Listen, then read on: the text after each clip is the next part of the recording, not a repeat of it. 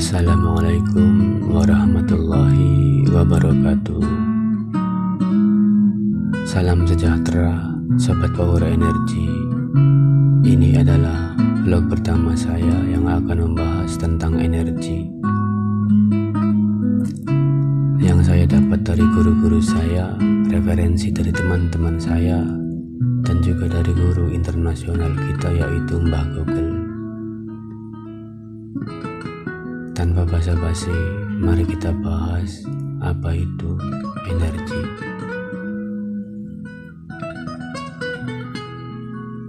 Definisi energi yang paling umum adalah suatu kerja yang dapat dilakukan oleh gaya tertentu. Dalam bidang fisika, energi adalah kemampuan untuk melakukan kerja. Misalnya, energi listrik, mekanika, elektromagnetik, gravitasi, dan lain-lain. Namun yang akan saya bahas kali ini adalah energi secara spiritual.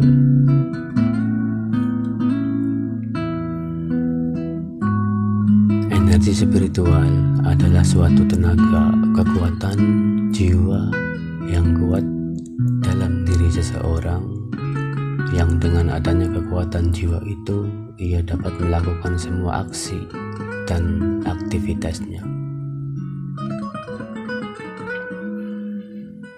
Energi spiritual juga adalah energi yang berasal dari percikan cahaya Tuhan di dalam diri manusia ataupun diri setiap makhluk hidup.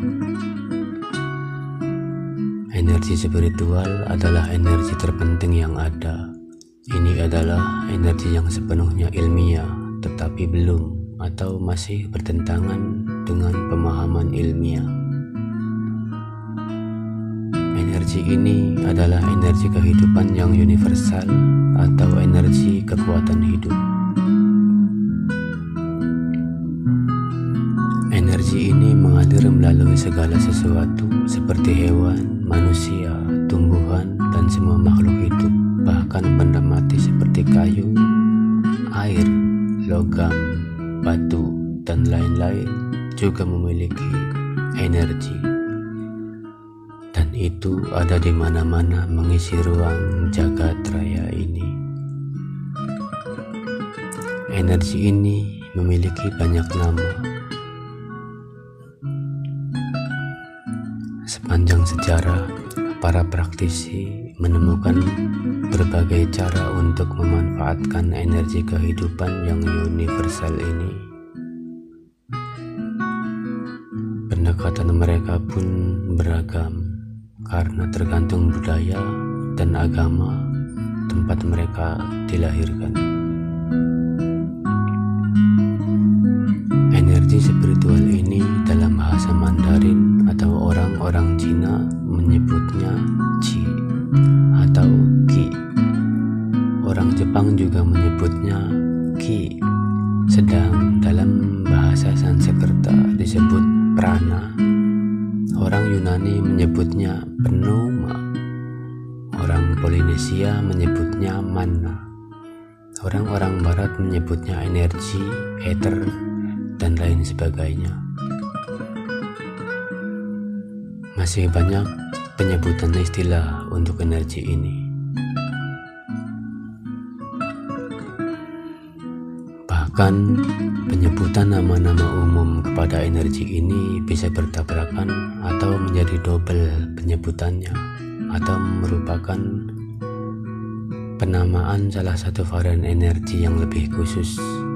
Misalnya, secara umum Reiki adalah penamaan untuk varian energi ilahi. Namun di Jepang, energi Tumo atau Jitumo juga disebut Reiki dan lain sebagainya.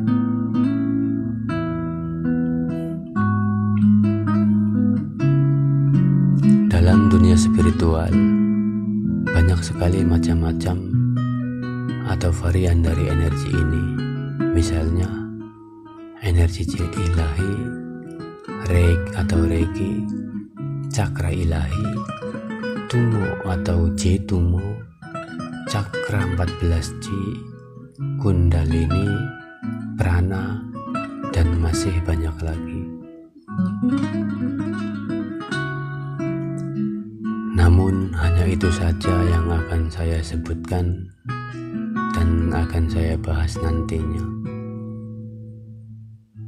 Dan itu pun akan terbagi dalam beberapa sesi atau episode karena akan sangat panjang durasinya jika diterangkan di sesi atau episode ini saja. Sedangkan untuk energi varian lain bisa saja nanti saya bahas menyusul di kemudian hari atau di waktu-waktu ke depan nantinya.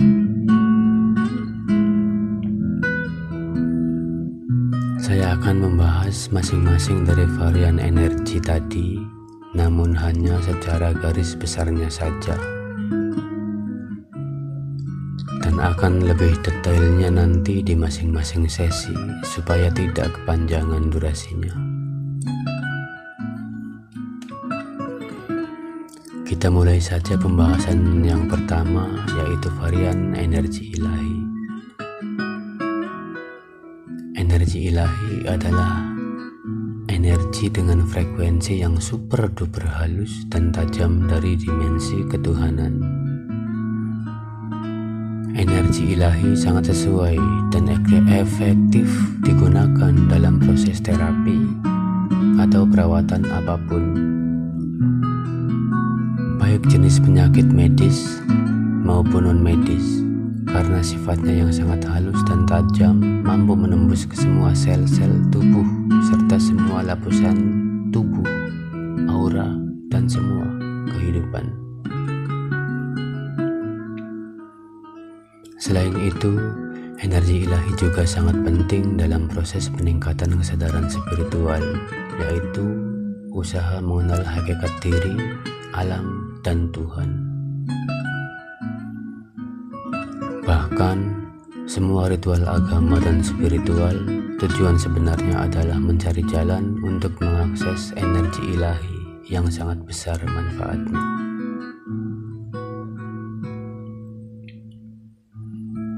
Selanjutnya kita bahas varian energi yang kedua, yaitu cakra ilahi.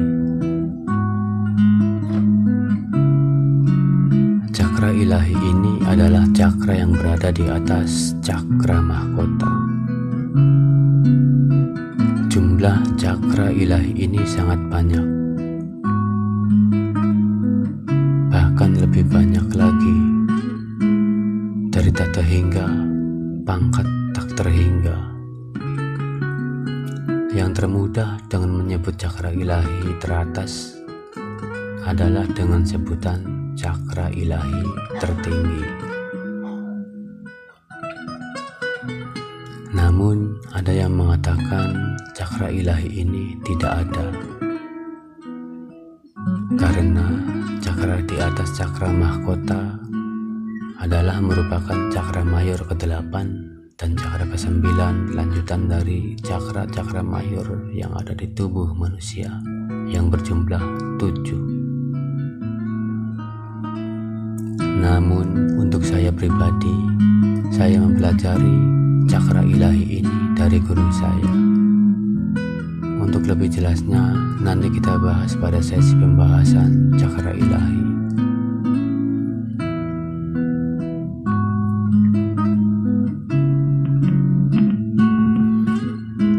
Yang ketiga adalah Tumo atau Jitumo,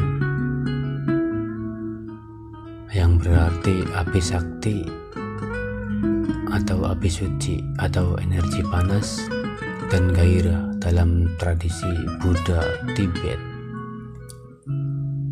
Ini merupakan teknik spiritual yang diajarkan oleh para lama di Tibet.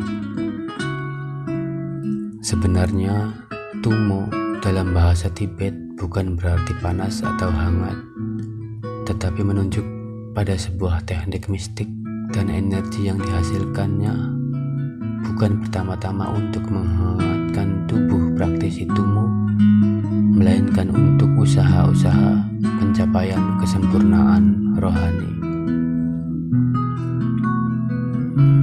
Menurut sejarahnya, Tumo atau Ji Tumo ini berasal dari Nusantara, yaitu di masa kerajaan Sriwijaya. Konon kabarnya, teknik ini merupakan adopsi dari teknik pukulan api jarak jauh yang merupakan suatu ilmu bela diri yang ampuh, yang kemudian dipelajari dan dibawa ke India dengan nama Candali. Lalu dipelajari lagi dan dibawa ke Tibet dengan nama Tumo. Namun, orang-orang barat kesulitan mengatakan Tumo. Akhirnya di depannya diberi huruf G atau J, jadi Ji Tumo.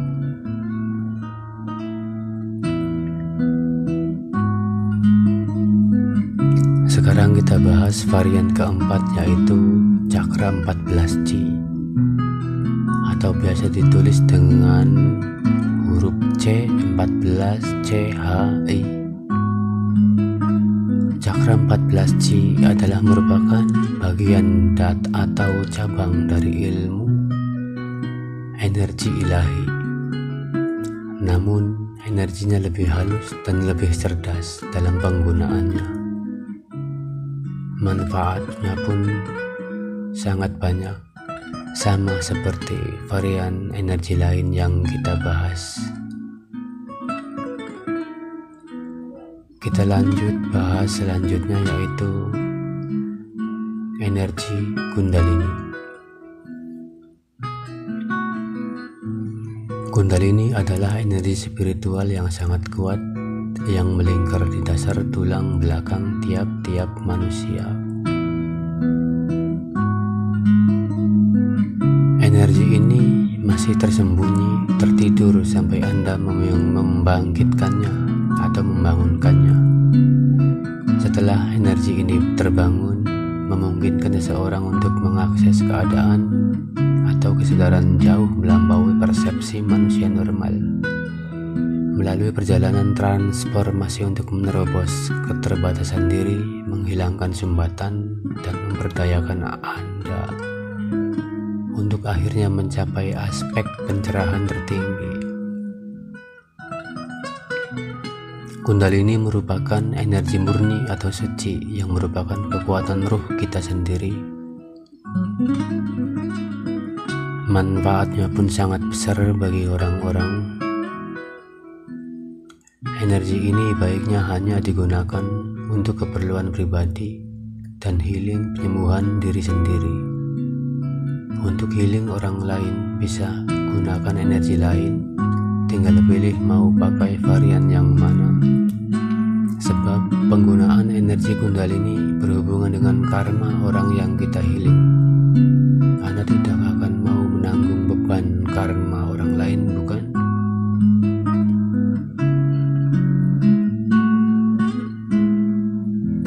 Tentu saja semua varian energi ini bisa digunakan untuk healing, namun yang lebih tak kalah penting adalah kendaraan untuk kita mendekatkan diri kepada Tuhan Yang Maha Esa. Dan dalam prakteknya semua harus melalui tahapan attunement, angkur, dan saktifat. Lalu diolah melalui meditasi.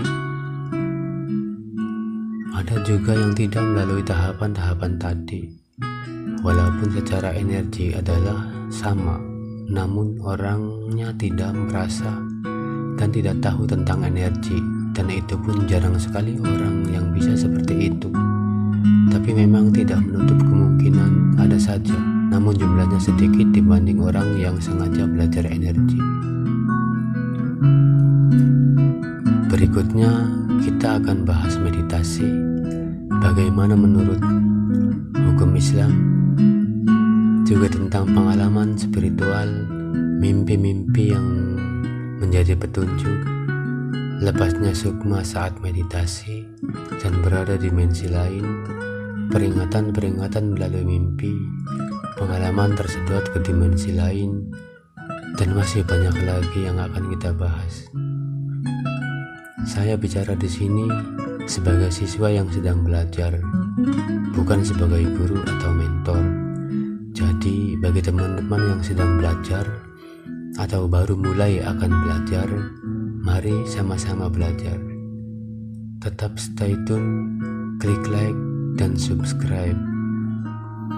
Nah, untuk pembahasan energi secara umum cukup sampai di sini saja. Nanti kita lanjutkan di sesi varian energi satu persatu. Mohon maaf bila ada kesalahan ucapan, penamaan, pemaknaan, dan lain-lain. Karena hanya itu informasi yang saya dapatkan dari guru-guru saya, teman-teman saya, dan Mbah Google. Saya tahu di luar banyak sekali pemahaman tentang energi ini. Mungkin tidak sama dengan yang saya jelaskan atau bahkan bertentangan. Sekali lagi saya mohon maaf yang sebesar-besarnya. Di sini saya hanya mencoba sharing dengan sobat semua, berbagi pengalaman tentang apa yang saya ketahui, dan sobat-sobat semua mohon tambahkan di kolom komentar segala kesalahan dan kekurangan dari penjelasan saya tadi. Semoga kita senantiasa dilimpahkan keselamatan dan rezeki yang barokah. Wassalamualaikum warahmatullahi wabarakatuh.